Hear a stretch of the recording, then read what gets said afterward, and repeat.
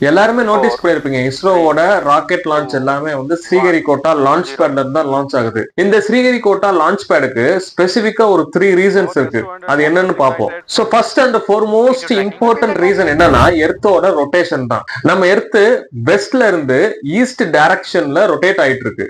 அது மட்டும் இல்லாம ஸ்ரீஹரிகோட்டாவும் ஈக்குவேட்டருக்கு பக்கத்துல இருக்கு. இங்க இருந்து ராக்கெட்டை லான்ச் பண்ணும்போது எர்த்தோட ரொட்டேஷன் ராக்கெட்டுக்கு ஒரு ஃப்ரீ பூஸ்ட் தர மாதிரி. இதுக்கு ஒரு எக்ஸாம்பிள் சொல்றேன். நல்ல ஹெவி விண்ட் இருக்கிற டைரக்ஷன்ல நம்ம சைக்கிளை ஓட்டிட்டு போனா நம்ம பெடல் பண்ணவே தேவையில்ல, ஆட்டோமேட்டிக்கா சைக்கிள் போகும் இல்லையா? அதே மாதிரிதான். அண்ட் செகண்ட் என்னன்னா சேஃப்டிக்காக தான். ஸ்ரீஹரிகோட்டா அந்த லொகேஷன்ஸ் எல்லாம் பார்த்திருப்பீங்க. ஆல்மோஸ்ட் பே ஆஃப் பெங்கால் தான் அது. கேஸ் ராக்கெட்ல ஏதாவது இஷ்யூஸ் இருந்தாலும் அந்த பாத்தே டீவியேட் ஆனாலும் அந்த பார்ட்ஸ் எல்லாமே எங்க விழுகும் அப்படின்னா பே ஆஃப் பெங்கால்ல விழுந்துரும்.